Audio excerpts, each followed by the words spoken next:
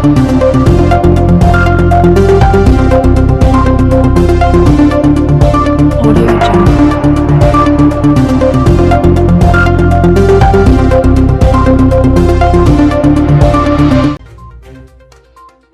प्रदेश विद्युत board pensioner foam union की बैठक का आयोजन चंबा के बचत भवन में किया गया।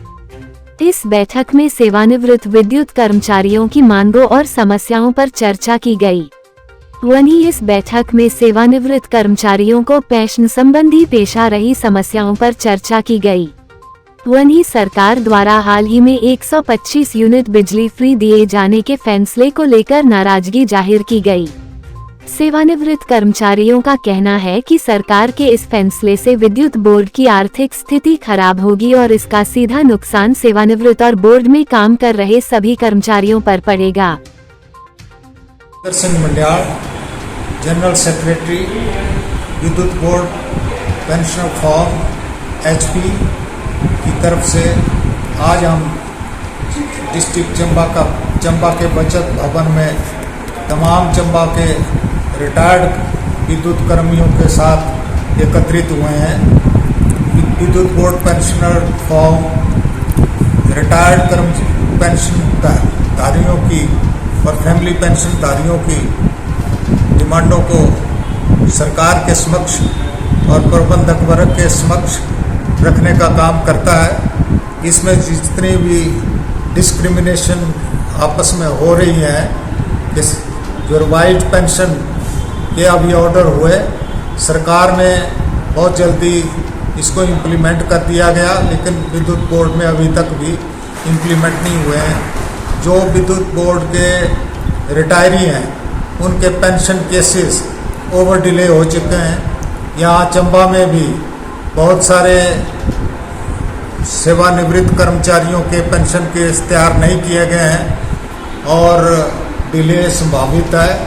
उसके बाद पे फिक्सेशन, वेटिंग, पेंशन सेटल करना, ये सब प्रक्रिया हेड ऑफिस लेवल पर हो गई है, वो भी बहुत स्लो चली है, जिससे पेंशनर सारे असमर्थ हैं कुछ भी करने के लिए।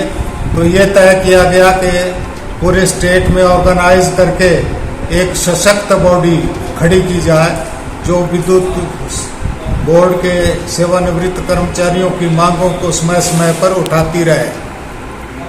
हमारे यहाँ जो 125 यूनिट फ्री बिजली की व्यवस्था सरकार ने की है, इसका एडवर्स प्रभाव विद्युत बोर्ड पर पड़ रहा है, क्योंकि इनकम घट जाएगी तो हमारा हाल भी ट्रांसपोर्ट के साथियों की तरह होने वाला है।